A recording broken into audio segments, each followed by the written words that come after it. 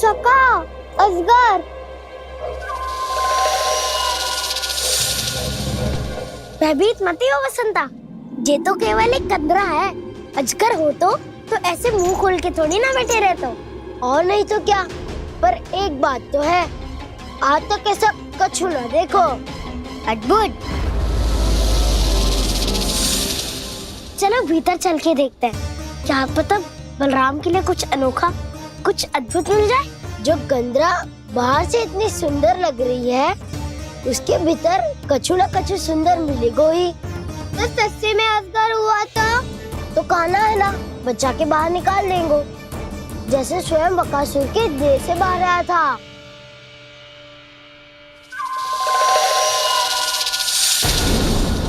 ये अजगर ये अभी अभी आंखें खोली इसने। अरे वसंता, तुझे तो हर बात पे कुछ ना कुछ दिख ही जाता है। इसे छोड़कर हम सब भीतर चलते हैं। चलो चलो। अरे मुझे अकेला सुन के कहाँ जा रहे हो?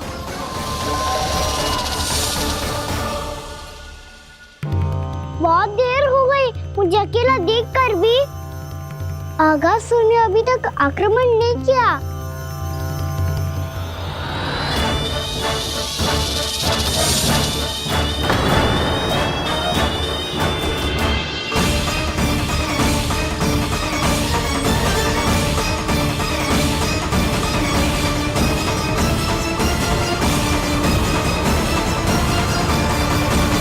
इसने तो उल्टी चाल चल ली। मुझे आघात करने के स्थान पर मेरे सखा को ही अपना आहार बना लिया। उसके सखाओं को आहार बना लिया है मैंने। अब उस विष्णु अवतार को इनकी रक्षा करने आना ही पड़ेगा, और तब मैं उसके प्राण लेकर अपना प्रतिशोध पूरा करूंगा। गैया मैया, अपना ध्यान रखना। मुझे सखा को मुक्त कराने जाना होगा।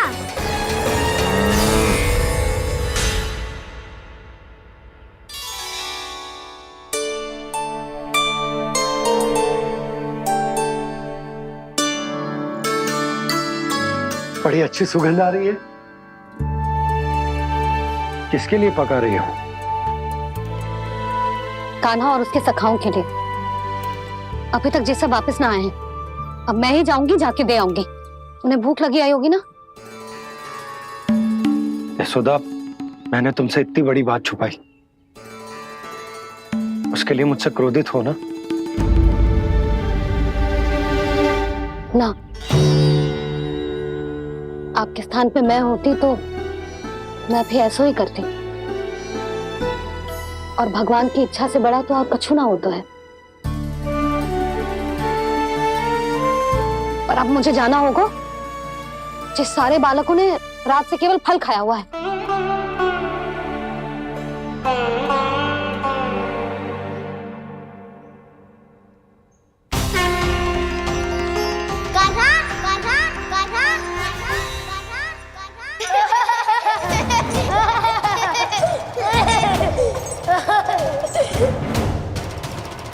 ध्वनि गूंज रही है, ये कंदरा ही है।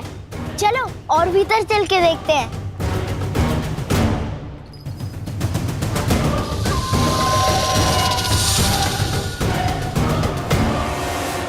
इन बालकों ने मेरा कार्य सरल कर दिया। स्वयं ही कृष्ण को खींचकर मुझ तक ले आए।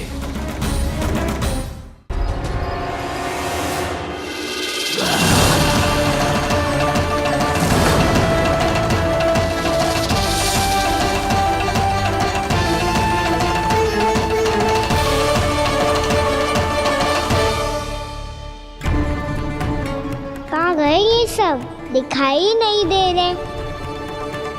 ये यहाँ खड़ा क्यों है? भीतर आ बालक, ताकि तुझे और तेरे सखाओं को एक साथ बचा लूं मैं। लगता है अब मुझे ही कुछ करना होगा।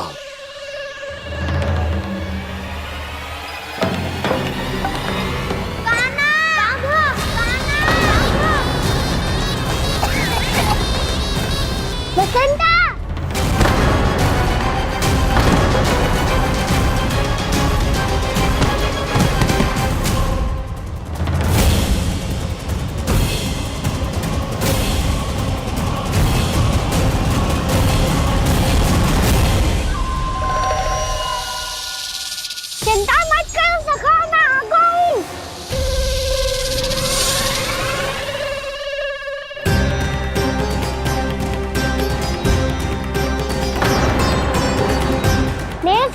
शिकार बना के तुमने बहुत बड़ा पाप किया अगासुर। अब तुम्हें इसका दंड दूंगा मैं।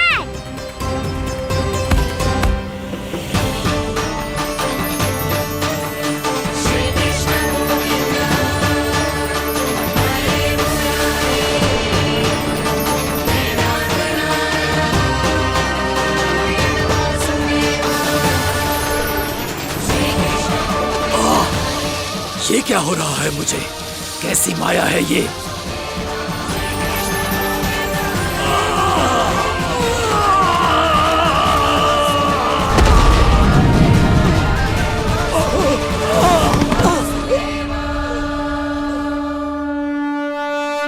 नारायण नारायण।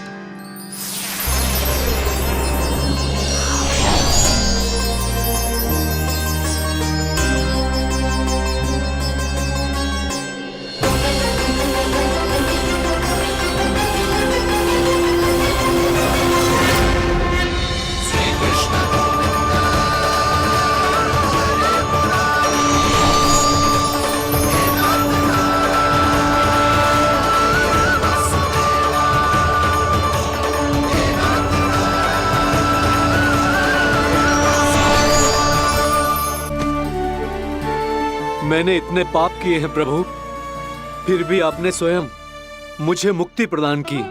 ऐसा सौभाग्य मुझे क्यों मिला प्रभु? ये तो होना ही था अगासुर। यही था विधि का विधान। पूर्व जन्म में तुम राक्षस शंखचूड़ के पुत्र थे, युवा थे, बहुत बलवान और कामदेव के समान आकर्षण होने के कारण बहुत गर्व हो गया था।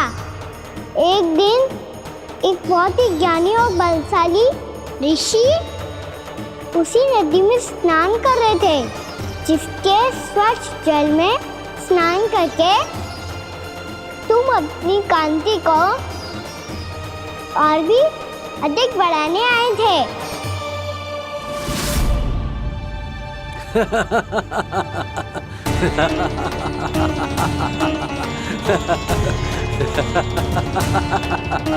ये क्या देख लिया मैंने? भला कोई इतना वक्र भी हो सकता है? ए कुरुवृद्ध, इसी क्षण मेरी दृष्टि से दूर हो जा। किसी भयानक श्राप की भांति कहीं तेरी इस देह की छाया मेरे सुंदर स्वरूप पर न पड़ जाए। भाग जा यहां से।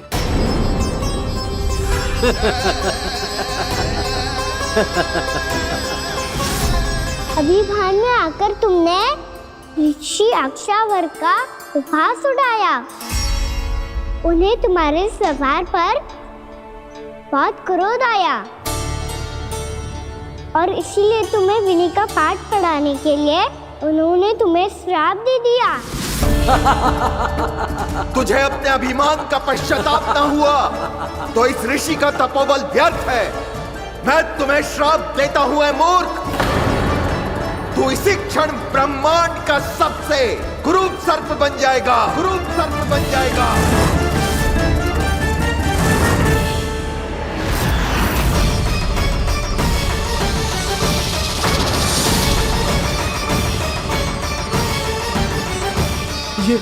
ये क्या हो रहा है मुझे?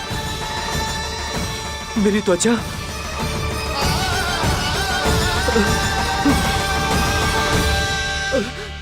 क्षमा ऋषिवर, क्षमा कर दीजिए मुझे। मुझसे बहुत बड़ा पाप हो गया ऋषिवर। मैं मूढ़ हूं, अज्ञानी हूं मैं, किंतु अब मुझे अपनी भूल का आभास हो गया है ऋषिवर। पश्चाताप की अग्नि में जल रहा हूं मैं। आप तो कृपालु हैं, दयालु हैं, मुझ पर कृपा करें, मुझ पर कृपा करें। क्षमा कर दीजिए मुझे, क्षमा कर दीजिए। मैंने तुम्हें क्षमा किया अघासुर, पर मैं चाहकर भी अपना श्राप वापस नहीं ले सकता। पर तुम्हें वरदान अवश्य दे सकता हूं। तुम्हें अपने श्राप युक्त जीवन से मुक्ति स्वयं श्री विष्णु के कर कमलों से मिलेगी।